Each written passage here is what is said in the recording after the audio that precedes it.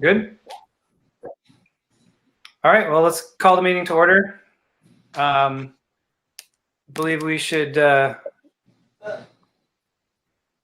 did we make a decision last time about whether or not we were going to do roll call for roll call? Like have everybody actually say that they're here? I think that's what we were supposed to do, right? And then, because otherwise we've got everybody signed in and I can see pictures, but what do you think, Chris? Should we just have everybody do roll call individually, or? I think you can if that's what you want to do. One way or the other, you should either do voice roll call or just announce who is here. Okay, yeah, that sounds good. Well, then I'll just announce who's logged into the meeting, and then we'll go from there. So I see Councillor Anton Moody, Councillor Kelly Swearingen, Councillor Craig Schulte, Councillor Tim Kennedy, our attorney Chris Hood, Mike Roth, City Administrator, and Patrick Knight, Communications Director. Those are the folks that I see on the call. So that's our roll call. And then we'll move on to emergency updates. So a couple of things about the emergency meetings. We can't add things to the agenda for emergency meetings just because of the nature of the meetings. For this meeting particularly, I believe the purpose of it is for us to get an update on how operations in the city departments are going under the emergency, and then for us to take any actions that are necessary or requested from City Administrator Mike Roth or the attorney Chris Hood, so that we can respond to them. Does that sound correct? I think that's what we had discussed last time we met.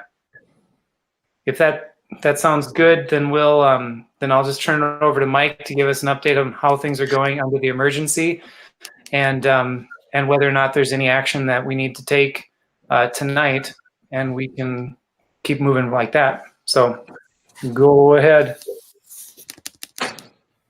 Thanks, Jay. So the big update, of course, is that the liquor store is open today. People probably saw that. They opened, they'll be open until 7 also.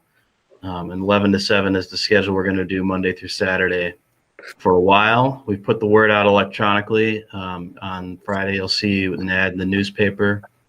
And we'll continue to try and spread the word that business is back up and running. I think folks are relieved about it. Our staff seems pleased with the arrangements. Chris has told me it's worked very well.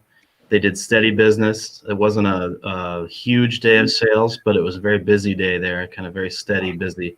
They're taking phone call orders only right now.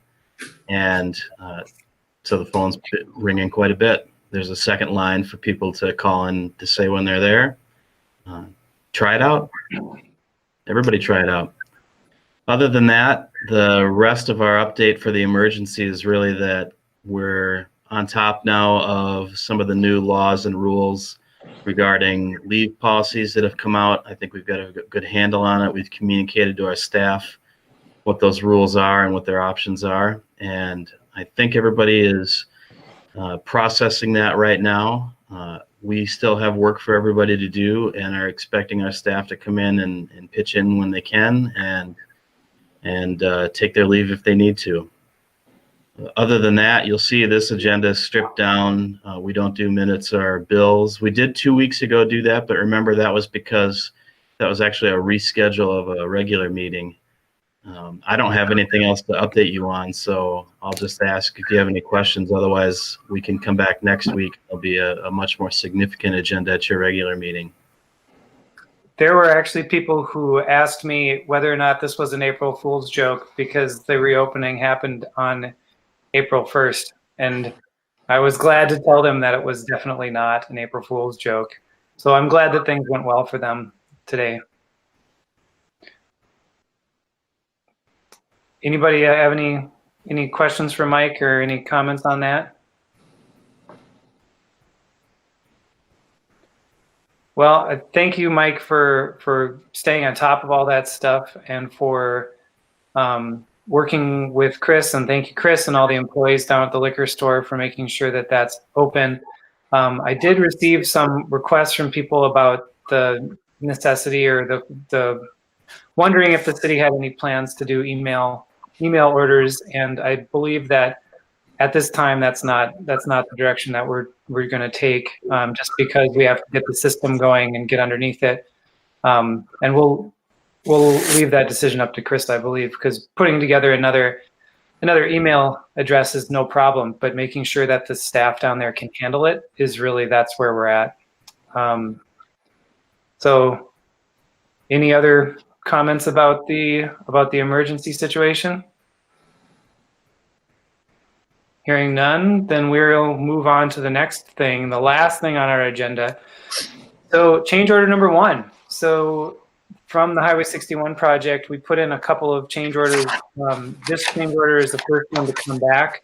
This is for the stormwater treatment basins that would be installed. There are 2 of them.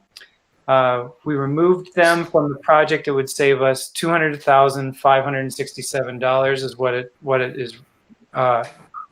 It's recorded here as. That seems like that was the desire of the council to cut some expense off of this, and it looks like it cut a fair amount of expense out of it. So I would open for discussion, or if you guys feel like this is a redundant discussion, would be a redundancy from what we discussed in the past, then I would entertain a motion to accept change order number 1, but go from there. I have just a question as to how the change order affects just the larger stormwater management system and what that means. It's actually a relatively simple change to how the water flows. It's not going to redirect any water from the way MnDOT had originally planned it to flow with the project. The stormwater vaults were on the route to the harbor and in one other location, and all they did was interrupt the water flow and collect it and try and get some of the sediment out of it before it moved on. With those boxes out of the project, it just flows straight through a pipe instead. So it won't change anything about the stormwater plan in terms of what MnDOT's changing for us. What it does change is we have some grant money that we were intending to use to do some treatment, and that was our strategy. And the reason we asked for this change order is because we decided that was a really poor use of that money. It was a lot of money for not enough effect, and we'll have to redirect that grant to some other treatment method that is, as of yet, undetermined. So are you saying, Mike, we won't get is that the $250,000 grant you're talking about? No, we'll get that grant. Okay. And a lot of it we've already used for the 2nd Street portion of the project, where we're preparing to have MnDOT build some diversions to take some of the water that went downtown and instead have it run out towards the sewer treatment plant. But we were going to spend maybe about 40,000 of it on the treatment vaults on the Highway 61 project. Obviously, that's not enough to pay for $200,000 worth of concrete boxes, and we think that we can use their money in a more effective way. We just haven't identified what that project is yet. Mm-hmm.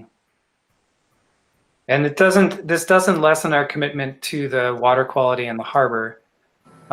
It just means that we're going to be looking for some new strategies to be able to treat that water as it's coming down before it gets to the stormwater system potentially. There's a lot of things we can do to get a bigger bang for the buck out of that.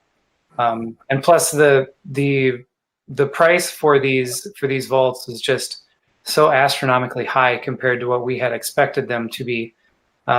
Literally 10 times the expense of what we had anticipated they would be. I remember in our conversations we had when we were talking about potential change orders, it seemed like kind of a no-brainer on how to redirect some of those funds and still be able to keep our commitments to water quality, et cetera. So.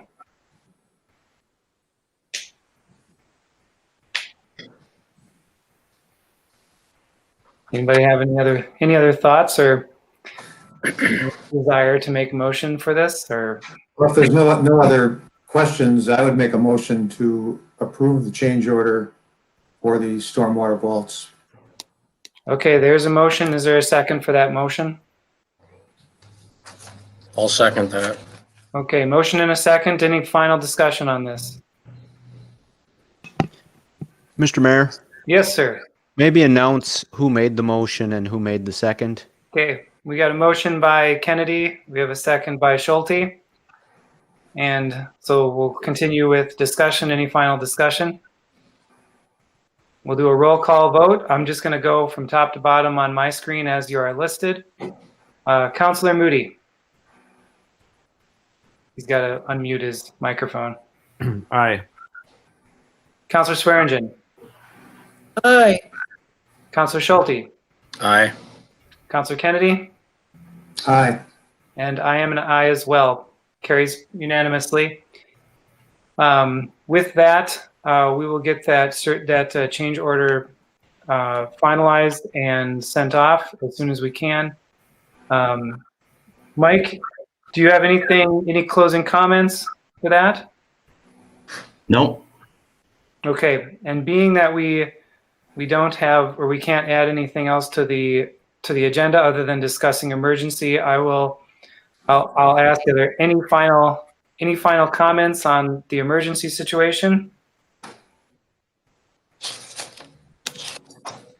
And if there are not, then we have completed our business for this emergency meeting and we can adjourn.